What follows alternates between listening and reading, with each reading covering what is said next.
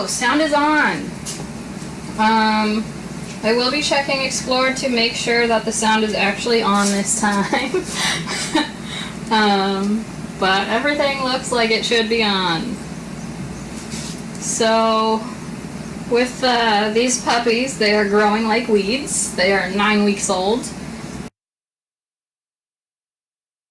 Did the puppy room, so they have access to pretty much all of the room except the futon. They have dog beds, they do not need the futon. So we're gonna save the futon and try to make it stay as not gross as we can get it. So we'll see how well we do with that. We've been doing a lot of car rides with these puppies. I did 2 car rides this morning with 2 pups each, and we sat in the back of the car with the windows open, listening to traffic for a while until they calmed down. So they still aren't a fan of being in the car without someone in the back with them, but they'll slowly get used to that. We've also been running them over to Honeymoon Hill pretty much every day unless it's raining. And they love it. They love running up and down the hill. They love seeing all the people that come in. They love seeing the dogs that walk by. So they're doing really well. They are eating at the teeny feeders out there.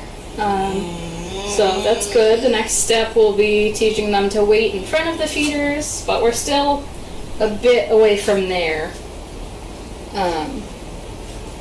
We still are having some trouble with them trying to all eat out of the same bowl when there's multiple bowls available. So once they master that better, then we can make them wait at the feeder. We're still working on spoon feeding them. They are getting so much better with their names already. And I did start on Friday with a couple of them on figure-8 leashes.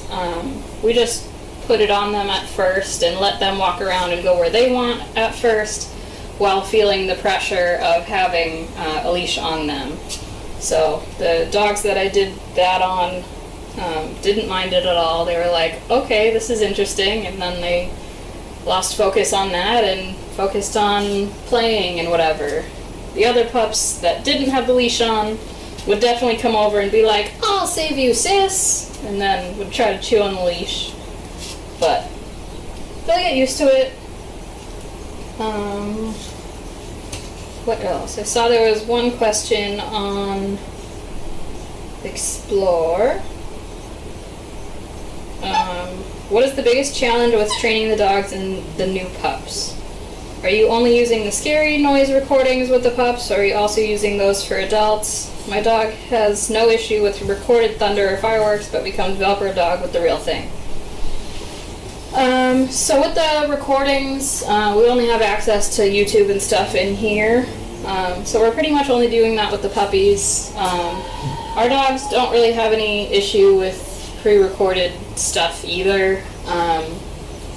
Like any of the dogs that we've taken home, if we have the TV on or whatever, they'll look at it, but that's about it.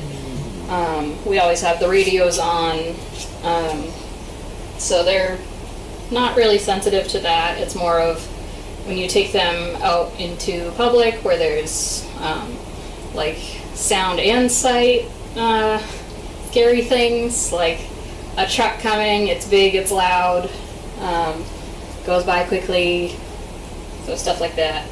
And then the puppies, we don't have it on all the time, but they've pretty much gotten used to all of those sounds that we can find so far.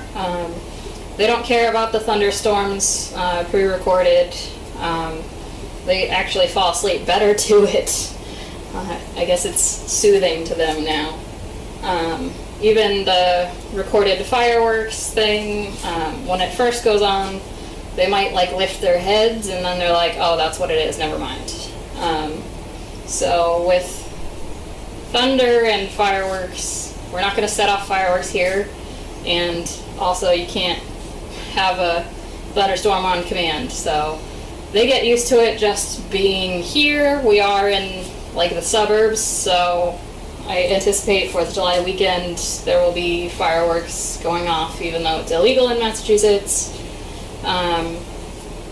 So they'll get used to it. From afar, it's the up close that it can be pretty scary. But when they become service dogs, we do recommend to our recipients that they don't take the dogs up close near fireworks, because that is scary for anyone.